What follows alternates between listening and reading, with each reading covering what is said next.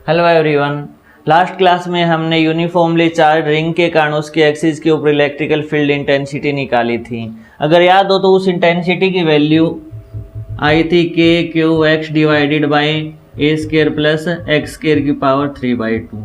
यहाँ पर ए उस रिंग की रेडियस थी, एक्स डिस्टेंस थी कि सेंटर पॉइंट से उस एक्सिस पे किस डिस्टेंस पे हमें इलेक्ट्रिकल फील्ड इंटेंसिटी की वैल्यू फाइंड करनी है। आज का हमारा टॉपिक है कि हम एक चार्ज डिस्क यानी एक यूनिफॉर्मली चार्ज डिस्क है उसकी एक्सिस के ऊपर एक्स डिस्टेंस पे इलेक्ट्रिकल फील्ड इंटेंसिटी कैलकुलेट करें कि कितनी होगी। सपोज हमें एक ये डिस्क दे दी गई है और उसके सेंटर पॉइंट ओ से एक्स डिस्टेंस पर एक पॉइंट पी है। उस पी पॉइंट के ऊपर इलेक्ट्रिकल फील्ड इंटेंसिटी कैलकुलेट करना चाहते हैं, बट हमने तो अभी ड्राइव किए कि रिंग के कारण इलेक्ट्रिकल फील्ड इंटेंसिटी की वैल्यू इतनी होती है। हम इसमें भी क्या करेंगे, इसकी कंप्लीट रेडियस तो मानो कैपिटल आर है, हम इसमें आर डिस्टेंस पे जाके स्मॉल आर डिस्टेंस पे जाके एक छोटा सा एलिमेंट कट करेंगे और एक छोटी सी रिंग बनाएंगे और रिंग के कारण हमें इलेक्ट्रिकल फील्ड इंटेंसिटी की वैल्यू भी पता है। तो हमने क्या किया कि एक स्मॉल आर डिस्टेंस के ऊपर जाकर एक रिंग बना दी, स्मॉल आर डिस्टेंस पे जाकर एक रिंग बना दी जिसकी थिकनेस कंसीडर कर लेते हैं स्मॉल डी आर है।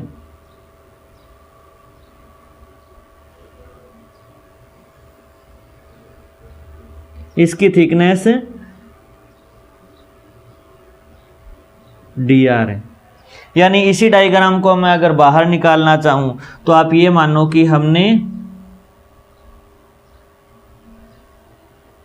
डी आर थिकनेस की एक रिंग बाहर निकाल ली है इस टाइप से, और हम इसकी एक्सिस से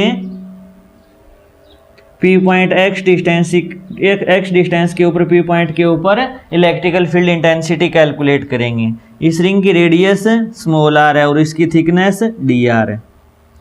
तो सेम टू सेम पोर्शन हमने बाहर कट कर लिया।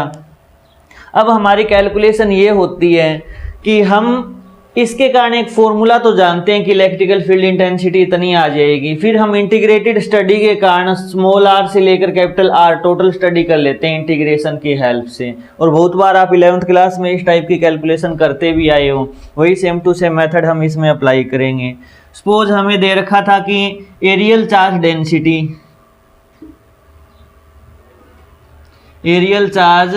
डेंसिटी सिग्मा दे रखी है कि चार्ज हमारा sigma coulomb per metre square है, ये हमें गिवन था। हमें क्या निकालना है कि इस डिस्क के कारण पी पॉइंट के ऊपर नेट इलेक्ट्रिकल फील्ड इंटेंसिटी की वैल्यू कितनी होगी। अभी हमने किया है सिर्फ और सिर्फ डिस्क में से एक डी आर थिकनेस की एक रिंग बाहर निकाल ली, उस रिंग की कैलकुलेशन करेंगे, बाद में इंटीग्रेशन की हेल्प से हम कंप्लीट स्टडी फाइंड कर लेंगे। तो सबसे पहले तो ये देखो कि इसके ऊपर चार्ज कितना है, इस रिंग के ऊपर चार्ज आया कितना है। तो आप पहले बताओ कि इस रिंग का एरिया कितना है, क्योंकि मुझे क्या दे रखा है कि sigma coulomb per metre square, यानी 1 मीटर स्क्वायर के अंदर चार्ज कितना है, सिग्मा है। तो इसका अगर मैं एरिया निकाल लूँगा तो उस एरिया से मल्टीप्लाई कर दूंगा तो रिंग के ऊपर कितना चार्ज है वो हमारे पास वैल्यू आ जाएगी। तो इसका एरिया जो हमने डी ए एरिया निकालेंगे वो क्या निकालेंगे, इसकी सरकमफेरेंस कितनी है 2 पाई आर और थिकनेस कितनी है डी आर। तो इसका जो एरिया आएगा वो आएगा 2 pi are into D R. ये इसका एरिया आ गया। तो इसके ऊपर चार्ज कितना होगा डी क्यू चार्ज होगा sigma into 2 pi r dot D R. ये बात हमें याद रखनी है। सबसे इंपॉर्टेंट बात इस डेरिवेशन के अंदर यही है कि आपको इस रिंग का चार्ज पता होना चाहिए कि इस रिंग के ऊपर चार्ज है कितना हमारा। अब यही फॉर्मूला पुट करेंगे कि एक रिंग के कारण उसकी एक्सिस के एक्स डिस्टेंस के ऊपर इलेक्ट्रिकल फील्ड इंटेंसिटी की वैल्यू इतनी होती है। तो अगर यहाँ लिखना चाहें कि डी की वैल्यू कितनी होगी कि डी क्यू चार्ज उस रिंग का चार्ज, जैसे उसमें उस रिंग का चार्ज कैपिटल क्यू था तो कैपिटल क्यू पुट कर रखा था, यहाँ डी क्यू चार्ज है तो हम डी क्यू चार्ज पुट करेंगे sigma into 2 pi r dot D r into distance कितनी है x है तो x डिस्टेंस ले ली, डिवाइडेड बाय रेडियस का स्क्वायर प्लस x स्क्वायर था, यहाँ वहाँ रेडियस a थी और यहाँ रेडियस है हमारी स्मॉल r, तो स्मॉल r का स्क्वायर प्लस x स्क्वायर की पावर 3/2। तो हमारे पास ये वैल्यू आ गई। तो ये वैल्यू आई है सिर्फ और सिर्फ इस रिंग के कारण P पॉइंट के ऊपर इलेक्ट्रिकल फील्ड इंटेंसिटी की वैल्यू कितनी है। लेकिन हमें तो फाइंड करना है कि इस कंप्लीट डिस्क के कारण कितनी होगी। अब अगर मैं इस डिस्क को ध्यान से देखूं तो यह डिस्क छोटी छोटी रिंग से ही तो मिलकर बनी हुई है ना। आप खुद देखो, यहाँ पे एक छोटी सी रेडियस की डिस्क रिंग बना ली, उसमें थोड़ी सी और बड़ी रेडियस की रिंग जोड़ दी, उसमें एक और रिंग जोड़ दी, उसमें एक और रिंग जोड़ दी, यानी इनफाइनाइट छोटी छोटी रिंग से मिलकर ही तो डिस्क बनी होती है। तो हम भी क्या करेंगे कि इसकी एक छोटी सी स्टडी कर ली हमने अननोन r डिस्टेंस के ऊपर जाकर। अब हम लिमिट लगा दें कि r की वैल्यू अगर 0 से मैं कैपिटल R कर दूं तो जितनी रिंग थी 0 से लेके कैपिटल R तक सबका इलेक्ट्रिकल फील्ड इंटेंसिटी की वैल्यू आ जाएगी। यही अब हम करने वाले हैं कि हमारे नेट इलेक्ट्रिकल फील्ड इंटेंसिटी की वैल्यू जो आएगी वह इंटीग्रेशन कर देंगे dE, और वह इंटीग्रेशन हमारा किसकी लिमिट से होगा, 0 से कैपिटल R की लिमिट में होगा। इसमें दो बातें मेन इंपॉर्टेंट है। एक तो आपको चार्ज पता होना चाहिए कि आप चार्ज किस टाइप से कैलकुलेट करोगे। आपको एरियल चार्ज डेंसिटी दी हुई होगी, उस डेंसिटी को उसके एरिया से मल्टीप्लाई कर दोगे, आपके पास उस रिंग का चार्ज आ जाएगा। सेकंड स्टडी कि इस रिंग के कारण तो हमने फॉर्मूला डायरेक्ट लिख दिया क्योंकि हमने लास्ट डेरिवेशन में ड्राइव किया था। अब इस डिस्क के कारण कैसे कैलकुलेशन करें, तो इस डिस्क के कारण यही मान के चलते हैं कि यह डिस्क छोटी छोटी रिंग से मिलके बनी हुई है, बहुत ज़्यादा छोटी छोटी रिंग्स हैं, उनके कारण कंप्लीट एक डिस्क बन जाती है। हम क्या करेंगे कि उस रिंग की वैल्यू निकालकर उसमें लिमिट लगा देंगे 0 से लेके कैपिटल R, यानी 0 से लेके कैपिटल R रेडियस तक जितनी भी रिंग आती है ना, तो सबके कारण इंटीग्रल स्टडी हमें डायरेक्ट रिजल्ट दे देगी कि फाइनल रिजल्ट हमारा इलेक्ट्रिकल फील्ड इंटेंसिटी का इतना है। तो वो वैल्यू हम यहाँ पर पुट करने वाले हैं कि sigma 2 pi r dot D R, sorry ये स्मॉल r है, into x divided by R square plus X square की पावर 3/2। अब इसमें जो जो चीज़ें कांस्टेंट है वो इंटीग्रेशन में बाहर निकाल लेंगे। तो इसमें एक तो k कांस्टेंट है, k की वैल्यू कितनी होती है 1/4 पाई एप्सिलॉन नॉट, हम फ्री स्पेस की बात कर रहे हैं। एक क्या कांस्टेंट है, सिग्मा कांस्टेंट है, तो सिग्मा बाहर निकाल लिया, k आ गया, सिग्मा आ गया, 2 पाई भी कांस्टेंट है, x भी कांस्टेंट है क्योंकि r तो वेरिएबल है ना, वैल्यू तो r की चेंज हो रही है ना 0 से लेके कैपिटल R तक, लेकिन x तो कांस्टेंट है, p पॉइंट तो हमारा कांस्टेंट ही है, तो x कांस्टेंट है, हमने बाहर निकाल लिया, r वेरिएबल है इसलिए इंटीग्रेशन में ही रह गया कि r dot D R divided by R square plus X square की पावर 3/2। तो ये हमारा इंटीग्रेशन बन गया और इसकी लिमिट आएगी 0 से कैपिटल R की। अब हम इसमें एक कैलकुलेशन करेंगे कि जैसे हम पता करते आए हैं कि अगर डिनोमिनेटर वाले टर्म का डिफरेंशिएशन ऊपर पड़ा है तो हम अंदर वाले इस टर्म को टी पुट कर लेते हैं। मैथमेटिकल टूल में भी हमने सबसे पहले इसी टाइप की बातें पढ़ी थी और कई बार हम 11th क्लास में यूज भी कर चुके हैं।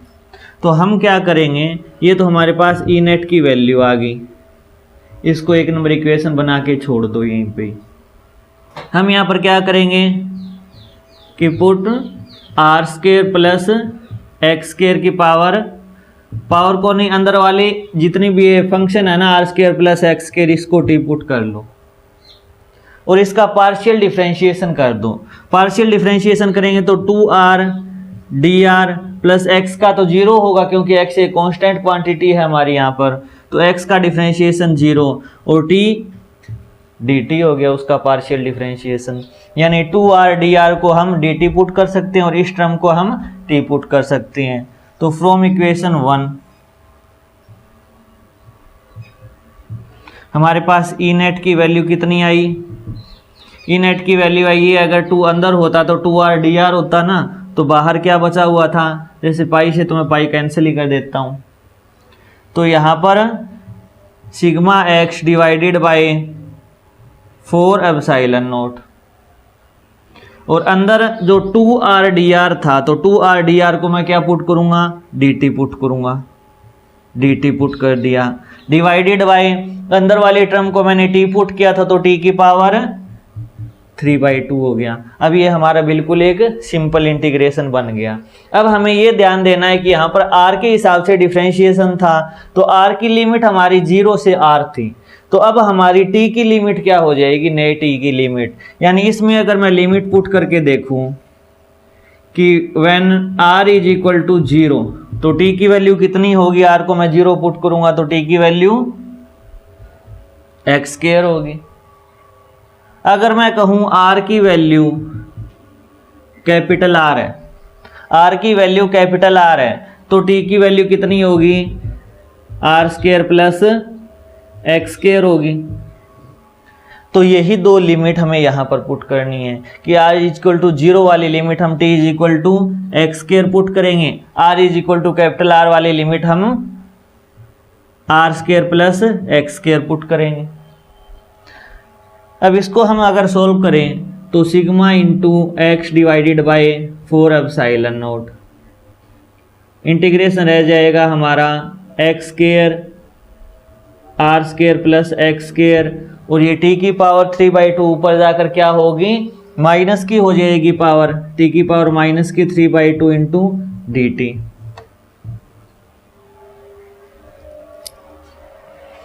अब सिग्मा एक्स डिवाइडेड बाय 4ε0 तो हमारा बाहर था ही, किसी का इंटीग्रेशन होता है उसी में एक जोड़ देते हैं और वही पावर हमारी नीचे आ जाती है। तो इसी में भी यही करेंगे सेम टू सेम हम कि t की पावर 3/2 है, माइनस 3/2 में 1 ऐड करेंगे तो कितना रह जाएगा, t की पावर माइनस का 1/2 और लिमिट हो जाएगी हमारी x² से r² प्लस x² की लिमिट हो जाएगी। और t की पावर माइनस हाफ का मतलब क्या होता है, नीचे का रूट, तो सिग्मा x डिवाइडेड बाय 4ε0 और इसकी लिमिट पुट करेंगे। सॉरी इसके अंदर एक ये भी तो होता है ना कि माइनस हाफ है तो माइनस हाफ नीचे भी आएगा, तो माइनस का हाफ नीचे भी आएगा और माइनस का हाफ ऊपर जाकर कितना हो जाएगा, माइनस का 2 हो जाएगा, क्योंकि माइनस डिनोमिनेटर में माइनस 1/2 है तो रेसिप्रोकल हो जाती है टर्म, तो ये माइनस का 2 हो जाएगा, माइनस का 2 आ जाएगा यहाँ पर और वैल्यू रह जाएगी 1 डिवाइडेड बाय √t और √t की वैल्यू हम पुट करेंगे तो कितना आएगा, r² प्लस x² माइनस का 1 डिवाइडेड बाय √x² पुट करेंगे तो कितना आ जाएगा, x आ जाएगा। 2 को कैंसिल कर देंगे 4 से तो यहाँ पर 2 आएगा ना कट के, तो ये तो आ गया हमारा सिग्मा x डिवाइडेड बाय 2ε0 और अंदर आ जाएगा ये माइनस अंदर जाएगा तो ये प्लस हो जाएगा, ये माइनस हो जाएगा, means 1/x minus 1/√r² plus x²। ये हमारा फाइनल रिजल्ट आ जाएगा कि e की वैल्यू हमारी e नेट की वैल्यू इतनी होगी। तो ये कैलकुलेटिव पार्ट है, बहुत बार इस टाइप की चीज़ें हम पहले भी सॉल्व कर चुके हैं, बस आपको 1-2 बार रिवीजन लगाना है इस चीज़ का और अपने आप आसानी से ये बातें हमें याद रह जाएगी कि हमने इसमें 0 से लेके r लिमिट पुट की, इसका डिफ्रेंशिएशन ऊपर बन रहा था तो हमारा इंटीग्रेशन आसानी से हो गया, तो हमने वो चीज़ें पुट की।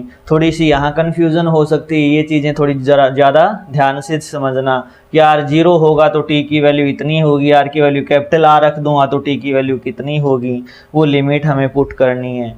फिर ये 3/2 पावर ऊपर जाकर माइनस का 3/2 पावर बनी, फिर हमने इसका इंटीग्रेशन कर दिया, माइनस हाफ ऊपर जाकर -2 बन गया, कैंसिल आउट करके हमारे पास हमारा फाइनल रिजल्ट ये रह गया। नोट्स में भी ये पूरी डेरिवेशन गिवन है, अदरवाइज आप नोट भी कर सकते हो।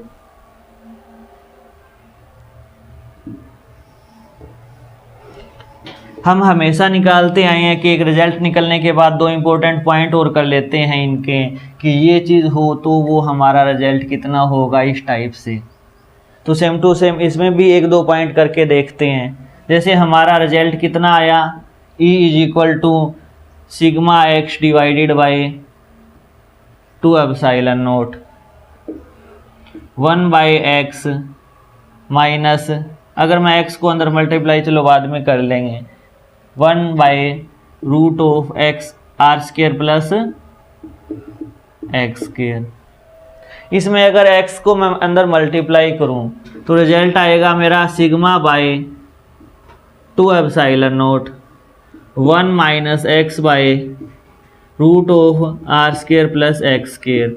ये फॉर्मूला गिवन होता है डायरेक्ट बुक में कि हमारे एक डिस्क के कारण एक्सिस के x डिस्टेंस पे जाकर इलेक्ट्रिकल फील्ड इंटेंसिटी की वैल्यू इतनी होती है। तो ये हमारा फाइनल रिजल्ट है। अब इसी में ही हम एडिटिंग करके देखते हैं कि अगर मैं इससे x कॉमन लूँ, x² कॉमन लूँ तो रूट से बाहर निकल के x कॉमन आएगा, sigma bye 2 epsilon note 1 - x divided bye, अगर इस रूट से मैं x बाहर लूँगा तो x तो बाहर आ गया, अंदर बचेगा r² बाय x² प्लस 1 बचेगा, x से x कैंसिल हो जाएगा तो हमारे पास सिंपल टर्म यही बच जाएगी कि x से तो x कैंसिल हो गया, हमारे पास ये टर्म बच गई। अब अगर मैं कंडीशन लगाऊं कि कंडीशन क्या है कि r की वैल्यू बहुत ज़्यादा है x के कंपेयर में, तो r² बाय x² बहुत एक्सट्रीमली लार्ज हो जाएगा, एक्सट्रीमली हाई हो जाएगा। जैसे ये तो 0.001 हो और ये 10⁵ की फॉर्म में हो, यानी बहुत बड़ी रेडियस हो और x की डिस्टेंस बहुत ज़्यादा माइन्यूट हो, तो एक r का स्क्वायर मतलब 5 का स्क्वायर पावर 10 आ जाएगी और डिवाइडेड बाय 0.4 था तो -4 था तो -4 की पावर -8 हो जाएगी, यानी 10⁻18 बन गई पावर जाकर। यानी ये जितना छोटा लेते जाएंगे और ये जितना बड़ा लेते जाएंगे तो ये वैल्यू बहुत ज़्यादा हाई वैल्यू यानी इन्फिनिटी को अप्रोच करना स्टार्ट कर देगी। तो हम यही मानेंगे कि ये वैल्यू क्या हो जाएगी, इनफाइनाइट हो जाएगी।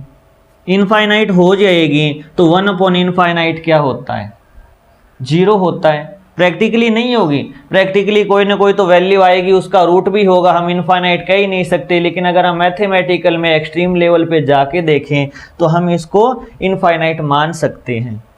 तो अगर r की वैल्यू बहुत ज़्यादा बड़ी हो x के कंपेयर में तो 1/√r² by x² plus 1 approximate equal to 0 put किया जा सकता है। अगर यह वैल्यू 0 पुट हो गई तो इलेक्ट्रिकल फील्ड की वैल्यू कितनी आ जाएगी, उसका मैग्नीट्यूड कितना आ जाएगा, सिग्मा बाय 2 एप्सिलॉन नोट आ जाएगा। ये बहुत इम्पोर्टेंट रिजल्ट है हमारे लिए कि हम r बहुत बड़ा कर दें और x की वैल्यू बहुत ज़्यादा छोटी कर दें तो ये क्वांटिटी, अंदर वाली क्वांटिटी इनफाइनाइट को अप्रोच करेगी और इनफाइनाइट 1/∞ क्या होता है, 0 के अप्रोक्सीमेट बराबर होता है। तो अगर ये वैल्यू अगर मैं 0 पुट कर दूंगा तो वैल्यू सिर्फ और सिर्फ सिग्मा/2 एप्सिलॉन नोट बचेगी, यानी यह वैल्यू x से इंडिपेंडेंट हो जाएगी, डिस्टेंस से इंडिपेंडेंट हो जाएगी। यानी बहुत बड़ी शीट हो हमारी, यानी डिस्क जो थी वह सपोज करो ये पूरा बोर्ड एक सर्कुलर डिस्क था और वह एक्स पॉइंट हमारा बिल्कुल थोड़ा सा ही ऊपर होता तो इसके कंपेयर में तो यह शीट बहुत ज़्यादा बड़ी होती। और हम तो यहाँ पर 10⁵ की बात कर रहे हैं, यानी 10⁶ मीटर स्क्वायर की शीट कितनी बड़ी हो सकती है, अप्रोक्सीमेट इस पॉइंट के लिए इनफाइनाइट ही हो सकती है। तो हमारा स्पेशल रिजल्ट ये कहता है कि अगर सीट हमारी इनफाइनाइट हो, प्रैक्टिकली पॉसिबल नहीं है, मैंने पहले ही बता दिया है, बट मैथमेटिकली हम इस कंडीशन को पढ़ रहे हैं कि अगर इनफाइनाइट हो तो इस डिस्टेंस से इंडिपेंडेंट हो जाएगी।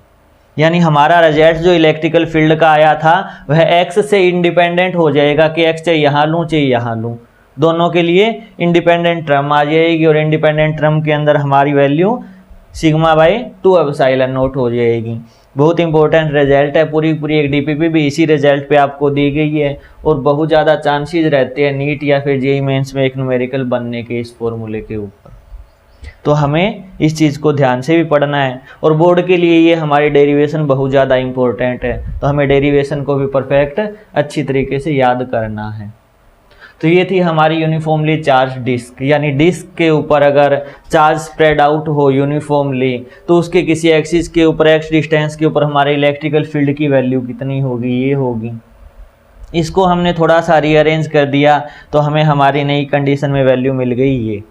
नेक्स्ट लेक्चर के अंदर हमें इसी फॉर्मूले से शुरुआत करनी है, तो ये डेरिवेशन एक बहुत अच्छे तरीके से पढ़ लेना।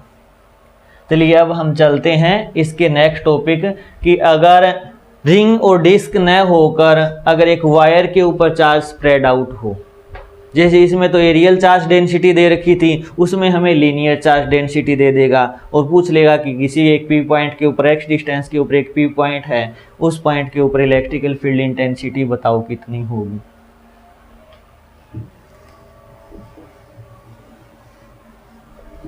हर डेरिवेशन में एक ही बात हमारे लिए कॉमन होगी, वो बात ये है कि हम x डिस्टेंस के ऊपर या r डिस्टेंस के ऊपर जाकर एक dr का एलिमेंट लेंगे, फिर उसकी स्टडी करेंगे, फिर इंटीग्रेशन से लिमिट लगा देंगे कि यह लिमिट यहाँ से यहाँ होती है तो हमारे पास फाइनल रिजल्ट आ जाएगा कि यहाँ से लेकर यहाँ तक का टोटल इफेक्ट हमारा इंटीग्रेशन से जो रिजल्ट आया है वही होगा। इसमें भी हम इसी टाइप की कैलकुलेशन करेंगे।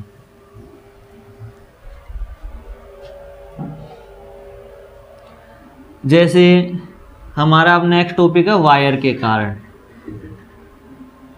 कि electrical field intensity due to uniformly charged wire. हाँ, उसमें एक डायरेक्शन की बात नहीं की, हमने भूल गए थे कि अगर ये हमारी डिस्क होती और ये पॉजिटिवली चार्ज स्प्रेड आउट होता है इस पूरी डिस्क के ऊपर, तो जो हमारा फाइनल रिजल्ट आया था यहाँ पर इलेक्ट्रिकल फील्ड इंटेंसिटी का मैग्नीट्यूड तो हमने निकाल ही लिया था। उस मैग्नीट्यूड की डायरेक्शन क्या होगी, इसी शीट के परपेंडिकुलर डायरेक्शन होगी अवे फ्रॉम शीट। अगर ये नेगेटिव होता तो टुवार्ड शीट होती, यानी ये डिस्क है, डिस्क के किसी एक पी पॉइंट के ऊपर इलेक्ट्रिकल फील्ड इंटेंसिटी की डायरेक्शन जो होगी अगर पॉजिटिवली चार्ज है तो अवे फ्रॉम होगी, नेगेटिवली चार्ज है तो टुवार्ड दैट डिस्क होगी। तो एक छोटी सी बात हमें ये भी याद रखनी है क्योंकि न्यूमेरिकल में डायरेक्शन का बहुत बड़ा रोल रहता है। चलिए बात करते हैं यूनिफॉर्मली चार्ज्ड वायर की कि अगर एक वायर के ऊपर, जैसे ये एक वायर दे दिया, इसके ऊपर यूनिफॉर्मली डिस्ट्रीब्यूटेड है चार्ज और हमें दे दिया linear charge density. Linear charge density दे दिया लैम्डा कूलम पर मीटर, यानी पर यूनिट लेंथ के अंदर लैम्डा चार्ज है इसके, और हमें ये कह दिया गया कि इससे एक एक्स डिस्टेंस के ऊपर हमने पी पॉइंट लगा दिया कि ये पी पॉइंट है और ये जो डिस्टेंस है हमारी ये एक्स है। एक्स डिस्टेंस के पी पॉइंट के ऊपर हमें इलेक्ट्रिकल फील्ड इंटेंसिटी की वैल्यू फाइंड करनी है। हम ये वैल्यू कैसे फाइंड करेंगे, और इसकी लीनियर चार्ज डेंसिटी लैम्डा है। तो एक तो बात आप खुद सोचो कि इसके ऊपर जितना पार्ट है ठीक उतना ही पार्ट नीचे तो नहीं है ना, क्योंकि मैंने मिडल पॉइंट तो नहीं लिया। हमारे कैलकुलेशन के अंदर फॉर्मूले के अंदर स्पेशल पॉइंट ही आते हैं। जैसे इसकी हम डेरिवेशन करेंगे तो डेरिवेशन से जो रिजल्ट आएगा, रिजल्ट के 2-3 स्पेशल पॉइंट होंगे, बहुत ज़्यादा आसान होंगे वो डेरिवेशन के कंपेयर में, और उन्हीं पे न्यूमेरिकल बनते हैं। बट उन चीज़ों को डायरेक्ट तो हम याद नहीं रख सकते, तो सबसे पहले हम वो फॉर्मूला ड्राइव कर रहे हैं एक अननोन पॉइंट लेके कि ऊपर एक अलग है और नीचे एक अलग डिस्टेंस है। अगर बराबर होती तो हम ये मानते कि साइमेट्रिकली ऊपर जितना पार्ट है उतना ही नीचे पार्ट है, तो ऊपर का नीचे वाला इफेक्ट, नीचे का ऊपर वाला इफेक्ट कैंसिल हो जाएगा एक दूसरे से, सिर्फ अवे फ्रॉम दैट पॉइंट हमारे पास इफेक्ट बचेगा। लेकिन अब हमारे पास एक्स और वाई दोनों डायरेक्शन की स्टडी होगी और दोनों डायरेक्शन को हमें अलग अलग पढ़ना होगा। जैसे सपोज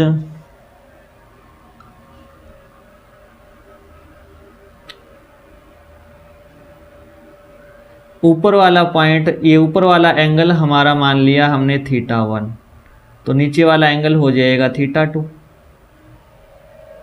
ऊपर वाला एंगल मान लिया हमने θ1 और नीचे वाला एंगल है θ2, और ये एंगल है किस लाइन के रेफरेंस में, कि हमें एक लाइन दे दी जाएगी, पूछ लिया जाएगा कि इस पॉइंट के ऊपर इलेक्ट्रिकल फील्ड इंटेंसिटी बताओ, तो इस पॉइंट से इस लाइन के ऊपर हम एक परपेंडिकुलर ड्रॉ करेंगे। तो एक तो ऊपर वाला एंगल बनेगा और एक नीचे वाला एंगल बनेगा। ये एंगल और ये एंगल हमने θ1 और θ2 के हिसाब से रिप्रेजेंट किए हैं।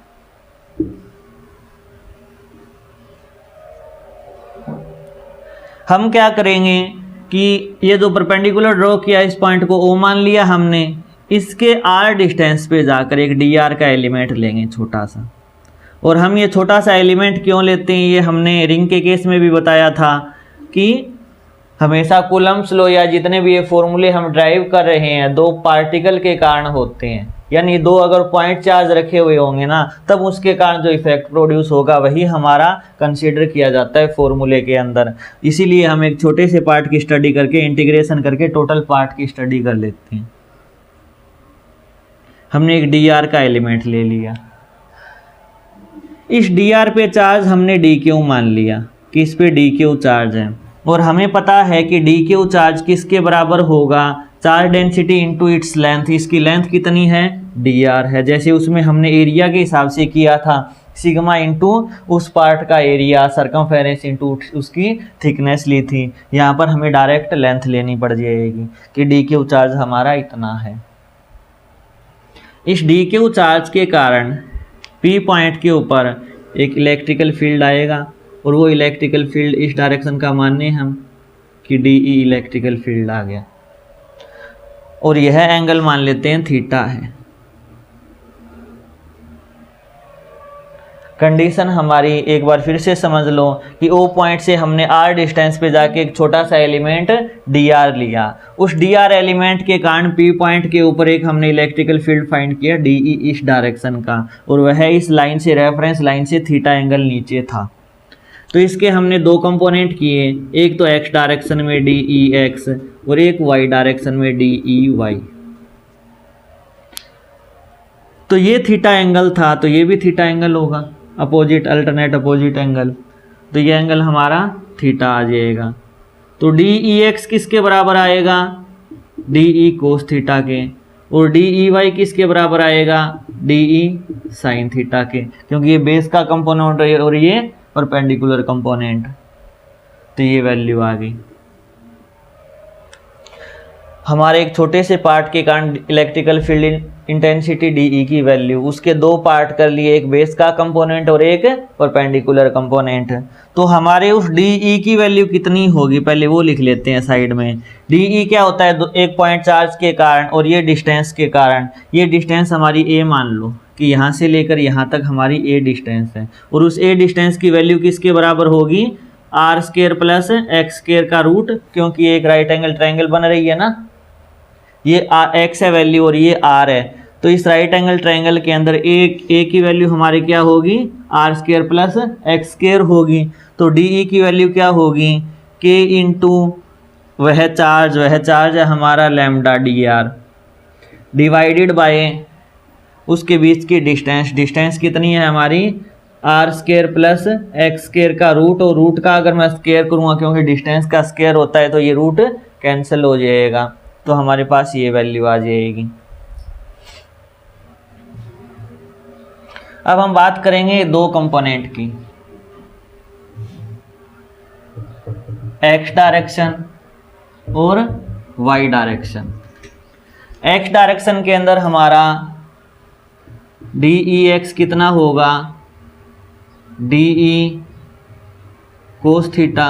DE कोस थीटा का मतलब DE की वैल्यू तो इतनी है ना हमारी, k lambda dr divided by r square plus x square into cos theta.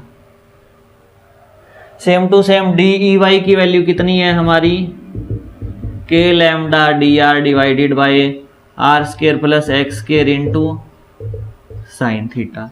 तो ये हमारे दो अलग अलग कंपोनेंट बने। अब आप इसमें ये देखो कि वेरिएबल कितने हैं, क्योंकि इंटीग्रेशन तो एक वेरिएबल के रिस्पेक्ट में होता है ना। जैसे हमने फॉर्मूले में तो पढ़ा था कि x के रिस्पेक्ट में इंटीग्रेशन करते आए, कभी हमें टाइम के रिस्पेक्ट में इंटीग्रेशन करना पड़ा, कभी हमें रेडियस के रिस्पेक्ट में इंटीग्रेशन करना पड़ा, लेकिन वहाँ पर वेरिएबल तो उस इक्वेशन में एक ही होता था। यहाँ पर वेरिएबल कितने हैं कि अगर मैं DQ चार्ज ये है r कम ज़्यादा करूँ तो क्या इस x पे इफेक्ट पड़ेगा, यह तो पॉइंट उतनी ही डिस्टेंस पे रहेगा ना, पी पॉइंट जितना x है, चाहे मैं ये कंपोनेंट लूँ चाहे कहीं पे भी जाके कंपोनेंट लूँ, यह x वैल्यू चेंज नहीं होगी। तो न तो x चेंज होगा, न लैम्डा चेंज होगा, न k चेंज होगा। r तो कम ज़्यादा हो रहा है ना, r तो कम ज़्यादा होता रहेगा। और जैसे जैसे r की वैल्यू चेंज होगी थीटा भी तो चेंज हो रहा है ना। यानी अब हमारे पास डेरिवेशन के अंदर दो वेरिएबल है, और हम इतना पढ़ चुके हैं कि इंटीग्रेशन हमेशा एक वेरिएबल के रिस्पेक्ट में होता है। तो हम क्या करेंगे, एक वेरिएबल को दूसरे वेरिएबल की फॉर्म में कन्वर्ट कर लेंगे। जैसे यहाँ पर हम क्या करेंगे, r को थीटा की फॉर्म में कन्वर्ट कर लेंगे। r और थीटा के बीच में क्या रिलेशन है, जैसे यहाँ पर देखें टेन थीटा किसके बराबर होगा, टेन थीटा होगा परपेंडिकुलर बाय बेस x। तो r की वैल्यू कितनी आ गई हमारे पास, x टेन थीटा। तो पार्शियल अगर इसका डिफरेंशिएशन किया जाए तो dr किसके बराबर होगा, dx, x तो सॉरी कांस्टेंट ही है क्योंकि x डिस्टेंस कांस्टेंट है, तो कांस्टेंट हमेशा बाहर रहता है। और टेन का डिफरेंशिएशन क्या होता है, सीकेंट स्क्वायर थीटा, और थीटा का डी थीटा। ये दो वैल्यू हम इस डेरिवेशन में पुट करेंगे। हम ये भी कर सकते हैं कि थीटा को, कोस थीटा को हम कन्वर्ट कर लें इस फॉर्म में, तो भी हमारा रिजल्ट बन सकता है। लेकिन उस कंडीशन के अंदर dr वेरिएबल रह जाएगा ना, और हमें ये तो गिवन नहीं है ना कि ओ से इतना ऊपर और इतना नीचे है, लेकिन हमें ये गिवन है कि थीटा 1 ऊपर और थीटा 2 नीचे है। यानी हमारे पास फाइनल जो हमारी लिमिट है वह लिमिट तो थीटा 1 और थीटा 2 की फॉर्म में पुट करनी है। हम अगर कोस थीटा को r की फॉर्म में कन्वर्ट करके लाएं, साइन थीटा को कन्वर्ट करके लाएं, तो हमें क्या करना पड़ेगा, थीटा 1 को भी r की फॉर्म में चेंज करना पड़ेगा, थीटा 2 को भी r की फॉर्म में चेंज करना पड़ेगा, और हमारी डेरिवेशन ज़्यादा कॉम्प्लिकेटेड हो जाएगी। इसीलिए हम क्या करेंगे, r को हम थीटा की फॉर्म में कन्वर्ट कर लेंगे कि r हो जाएगा x टेन थीटा, dr हो जाएगा x secant square theta d theta. तो ये हमारा रिजल्ट आएगा, हम यहाँ पर पुट करेंगे। तो dEx हमारा कितना आ जाएगा, k लैम्डा, dr कितना होगा, x into secant square theta D theta. dr की वैल्यू होगी x into secant square theta into D theta, लेकिन कोस थीटा पहले ही ले आते हैं, into D theta, divided by R square plus X square. और r की वैल्यू हमने क्या पुट कर रखी है, x टेन थीटा। तो हम यहाँ पर क्या करेंगे, r की value x square ten square theta plus X square, ये चीज़ हो जाएगी। और यहाँ पर k लैम्डा, यहाँ से हम x कॉमन ले सकते हैं, x कॉमन ले लेंगे, पहले ऊपर वाली टर्म लिख लेते हैं, x secant square theta D theta, sorry कोस थीटा डी थीटा, और डिवाइडेड बाय एक्स स्क्वायर अगर मैं कॉमन लूँगा तो अंदर क्या बचेगा, 1 प्लस टेन स्क्वायर थीटा बचेगा, टेन स्क्वायर थीटा प्लस 1, ये चीज़ बची। तो यहाँ पर x है ऊपर, x से एक x कैंसिल हो जाएगा, ठीक है। और 1 प्लस टेन स्क्वायर थीटा क्या होता है, 1 प्लस टेन स्क्वायर थीटा किसके बराबर होगा, सीकेंट स्क्वायर थीटा के। तो सीकेंट स्क्वायर थीटा से 1 plus ten square theta cancel हो गया, और हमारा फाइनल रिजल्ट आ गया कि lambda x into cos theta D theta, और यह वैल्यू आई हमारी dEx के कारण, dEx के कारण हमारी k lambda by x dot cos theta D theta आ गई। अब अगर हम इसका इंटीग्रेशन करना चाहें, यानी Ex की वैल्यू फाइंड करना चाहें, तो हमें इसका भी इंटीग्रेशन करना पड़ेगा। और थीटा की वैल्यू कहाँ से कहाँ होगी, इस लाइन से थीटा 1 ऊपर और थीटा 2 नीचे।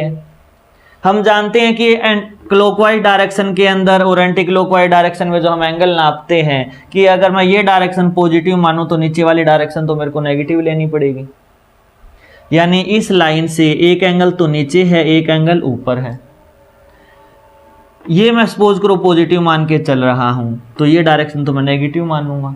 और लास्ट पॉइंट हमारा ये है ना, यहाँ से मेरे को यहाँ जाना है, तो थीटा 2 आएगा, फिर 0 होगा, फिर थीटा 1 आएगा, यानी ये मैं माइनस थीटा 2 मान लेता हूँ कि माइनस थीटा 2 से पहले मैं 0 जाऊँगा और 0 से फिर मैं थीटा 1 पे जाऊँगा और मेरी पूरी लाइन कवर हो जाएगी। तो मेरी जो लिमिट रहेगी वह रहेगी माइनस का थीटा 2 से लेके प्लस का थीटा 1 रहेगी। अब इस डेरिवेशन के अंदर के लैम्डा बाई एक्स हमारा कॉमन आ जाएगा, K lambda by x common आ गया। इंटीग्रेशन सिर्फ और सिर्फ कोस थीटा का बचेगा और कोस का इंटीग्रेशन क्या होता है, साइन थीटा।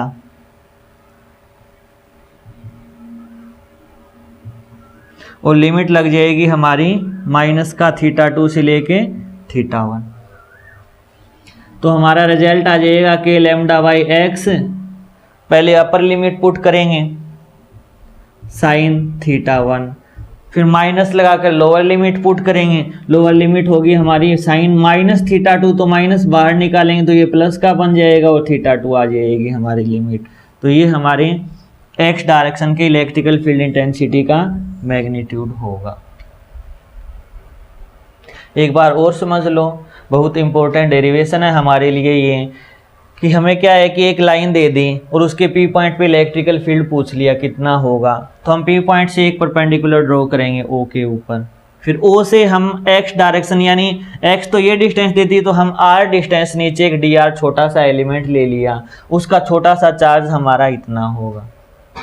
उस छोटे से चार्ज के कारण इस पॉइंट के ऊपर हमने इलेक्ट्रिकल फील्ड निकाल लिया डी ई, वो हमारा इतना हुआ, तो हमने इलेक्ट्रिकल फील्ड निकाल लिया। फिर हमने ये देखा कि इसके दो कंपोनेंट करेंगे, एक एक्स का एक वाई का, बट हमने जब रिंग की डेरिवेशन की थी उसमें वाई वाला कंपोनेंट कैंसिल हो रहा था क्योंकि साइमेट्री थी, हर एक अपोजिट पॉइंट का, हर एक अपोजिट एलिमेंट का एक दूसरा अपोजिट एलिमेंट था। यहाँ पर इस एलिमेंट का अपोजिट एलिमेंट यहाँ पर, इसका यहाँ पर मिल जाएगा, लेकिन इसका तो ऊपर नहीं मिल रहा ना हमें, यानी साइमेट्री तो नहीं है ना दोनों तरफ, तो हमारा y का कंपोनेंट कैंसिल नहीं होगा। एक तो बात हमें ये ध्यान में रखनी है। तो हम x डायरेक्शन और y डायरेक्शन दोनों को सोल्व करेंगे।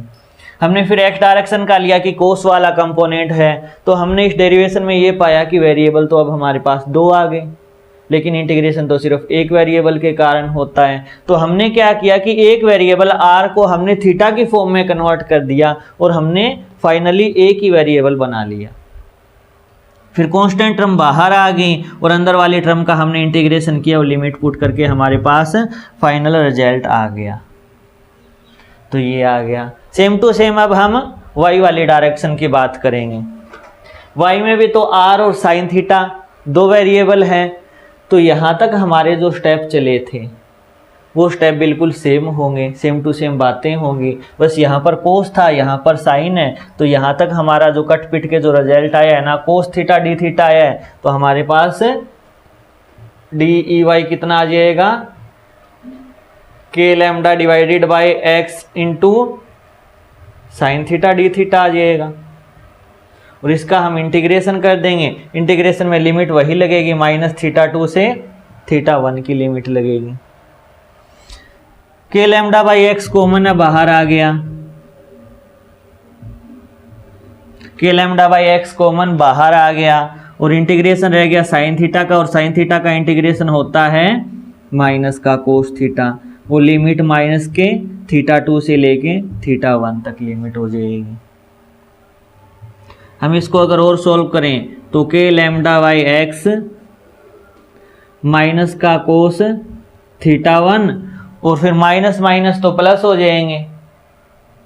जैसे ये अगर मैं माइनस बाहर ही लगाऊं, ज़्यादा आपको कंफ्यूज करेगा इस डेरिवेशन के अंदर। अगर ये माइनस मैं बाहर ही ले आऊं तो यहाँ पर तो सिर्फ प्लस कोस बचाना, तो कोस थीटा 1 माइनस का कोस माइनस का थीटा 2, और हम जानते हैं कोस थीटा और कोस माइनस थीटा सेम ही होता है, क्योंकि ग्राफ में भी देखते हैं चाहे प्लस थीटा जाए चाहे माइनस थीटा जाए, हम +1 से 0 की तरफ ही जा रहे होते हैं। तो कोस थीटा और कोस माइनस थीटा दोनों की वैल्यू सेम होती है, तो कोस माइनस थीटा को मैं कोस डायरेक्टली थीटा भी लिख सकता हूँ। अब अगर अंदर से मैं एक बार माइनस का के लैम्डा बाई एक्स रखो, कोस थीटा 1 माइनस का कोस थीटा 2 आएगा।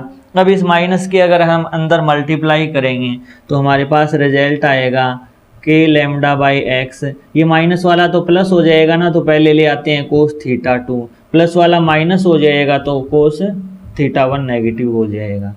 तो ये हमारे पास ई वाई की वैल्यू आ जाएगी सेकेंड इक्वेशन। तो इस टाइप से हमें ये सारे के सारे फॉर्मूले ड्राइव करने हैं कि एक लाइन चार्ज के कारण एक्स डायरेक्शन के अंदर इलेक्ट्रिकल फील्ड इतना होगा और वाई डायरेक्शन का कारण इलेक्ट्रिकल फील्ड इतना होगा। तो ये दो चीज़ें हमें याद रखनी हैं। जैसे मैं रब करके इन्हीं में स्पेशल केस लगाऊंगा।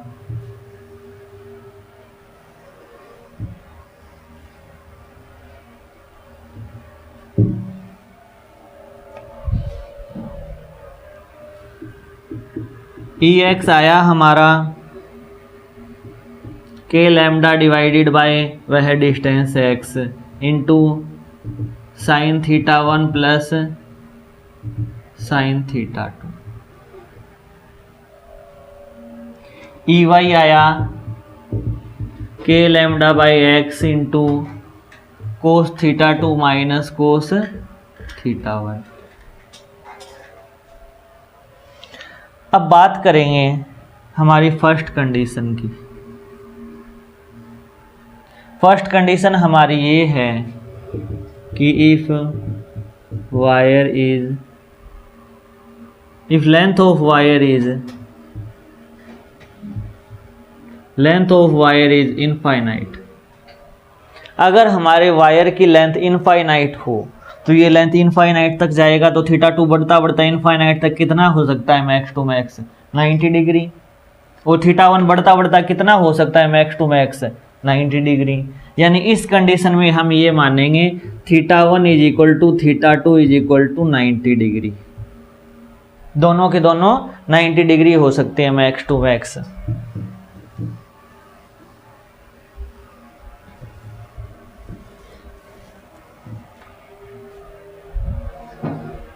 तो ई एक्स की वैल्यू कितनी आएगी, साइन 90 प्लस साइन 90 1 प्लस 1 2 हो जाएगा ना, तो 2 के लैम्डा अपॉन एक्स हो जाएगा।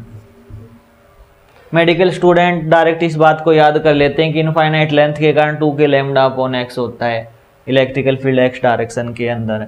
और ई वाई कितना होगा इस केस के अंदर, कोस 90 कितना होता है 0 होता है, तो 0 माइनस 0 भी हमारा रिजल्ट 0 ही आएगा। तो वाई डायरेक्शन के अंदर इलेक्ट्रिकल फील्ड हमारा 0 हो जाएगा। तो सिर्फ और सिर्फ एक्स डायरेक्शन में ही इलेक्ट्रिकल फील्ड रहेगा। दूसरी स्पेशल कंडीशन ये हो कि सेमी इनफाइनाइट वायर।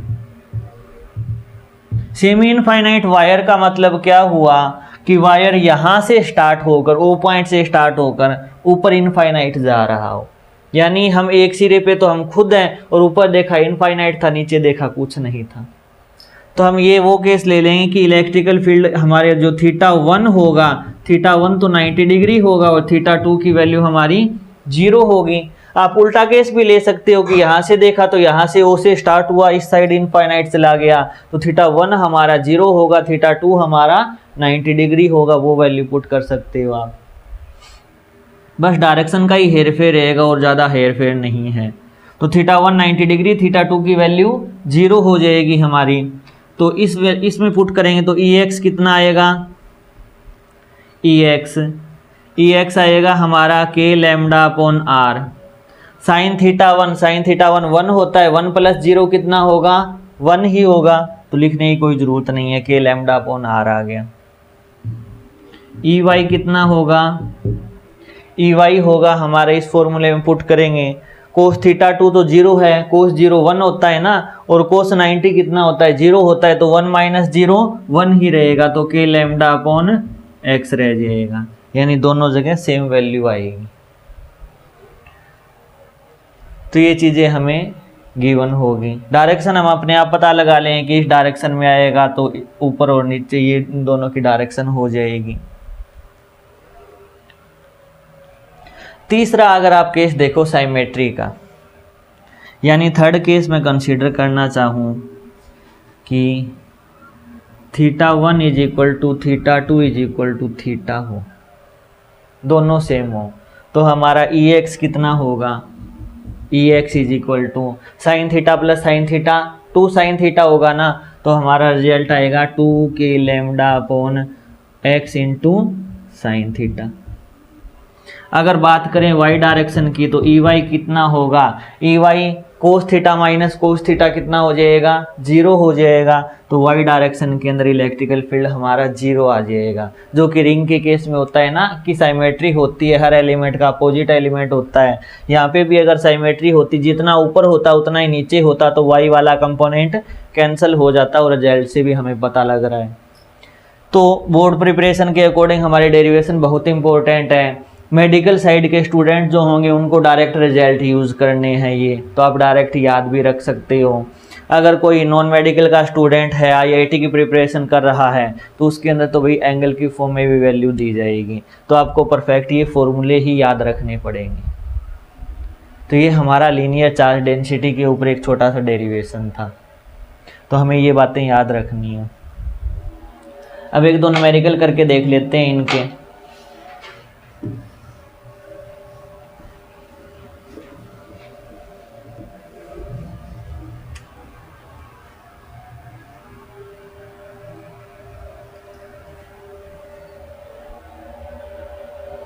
हमें ये न्यूमेरिकल दे दिया जाएगा कि एक इनफाइनाइट वायर जिसकी चार्ज डेंसिटी लैम्डा है, उसके x डिस्टेंस के ऊपर एक पॉइंट P के ऊपर इलेक्ट्रिकल फील्ड इंटेंसिटी कितनी होगी। यानी एक वायर है जिसकी लेंथ इनफाइनाइट है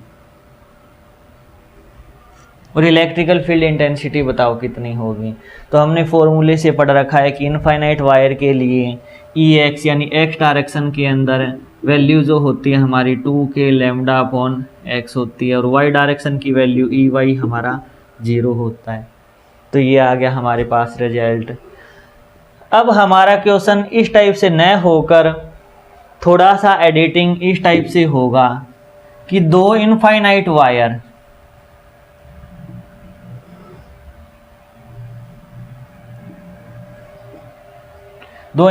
वायर एक दूसरे से x डिस्टेंस पे रखे हुए,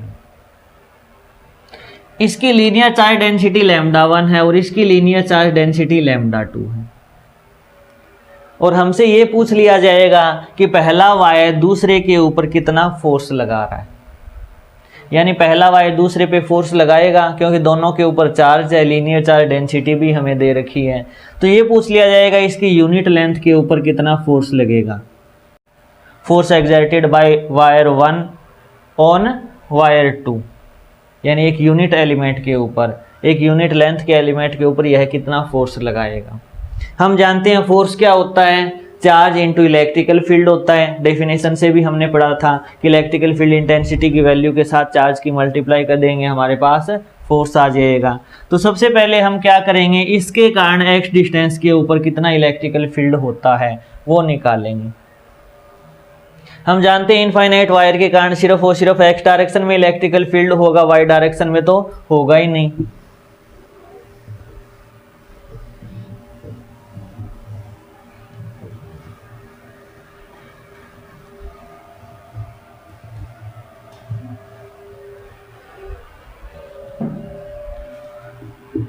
तो इलेक्ट्रिकल फील्ड इंटेंसिटी का जो मैग्नीट्यूड होगा वह होगा 2k lambda 1 divided by x, यानी इसके ऊपर electrical field intensity on wire 2 due to wire 1 इतना हो गया। अब अगर हम फोर्स लगाना चाहें कि force on unit element on wire 2, उसके ऊपर फर्स्ट के कारण कितना फोर्स लगेगा, वह होगा कि Q2 यूनिट लेंथ का, यानी इसका चार्ज लेंगे और इसका इलेक्ट्रिकल फील्ड लेंगे। वैसे भी देखो फॉर्मूले में अगर आपको थोड़ी डिफिकल्टी आ रही है फॉर्मूले की लैंग्वेज में समझने में, तो आप खुद सोचो कि इसके कारण हमने इलेक्ट्रिकल फील्ड तो निकाल लिया, इतना होगा, इनटू इसकी यूनिट लेंथ का चार्ज Q2 चार्ज मान लो, वह Q2 चार्ज से मल्टीप्लाई कर देंगे तो यह फोर्स आ जाएगा ना, क्योंकि फोर्स चार्ज इनटू यह इलेक्ट्रिकल फील्ड ही होता है। ये इलेक्ट्रिकल फील्ड हमारा आ गया E21, इसको इस चार्ज से मल्टीप्लाई कर देंगे तो फोर्स आ जाएगा 21 यूनिट एलिमेंट के लिए। तो Q2 की वैल्यू हमारी कितनी होगी, लैम्डा 2 क्या है, पर यूनिट लेंथ का चार्ज, और पर यूनिट लेंथ का चार्ज हमारा Q2 हम किसके बराबर पुट करेंगे, लैम्डा 2 के बराबर ही पुट करेंगे। तो हमारे पास रिजल्ट आ जाएगा, लैम्डा 2 की मल्टीप्लाई कर देंगे 2k lambda 1 divided by x से, तो हमारे पास रिजल्ट आ गया 2k lambda 1 lambda 2 divided by x हो गया। ये चीज़ें आ गई। अब इसी में ये पूछ लिया जाए कि ये दोनों एक दूसरे पे रिपल्सिव फोर्स लगाएंगे या अट्रैक्टिव फोर्स लगाएंगे। खुद देखो, अगर दोनों के चार्ज सेम हुए यानी लाइक चार्ज हुए, ये भी पॉजिटिव है ये भी पॉजिटिव है, तो पॉजिटिव के कारण इलेक्ट्रिकल फील्ड इस साइड हुआ और पॉजिटिव ही चार्ज है तो रिपल्सिव फोर्स होगा दोनों के बीच।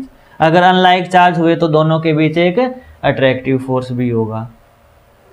और ये हम मैग्नेटिक फील्ड पढ़ेंगे तब उस टाइम में भी हमारी ये सारी चीज़ें मैग्नेटिक फील्ड की फॉर्म में काम में आएगी, तो वो चीज़ें भी हो गई। तो ये हमारे यूनिट लेंथ के ऊपर दूसरे वायर के कारण लगने वाला फोर्स आ गया।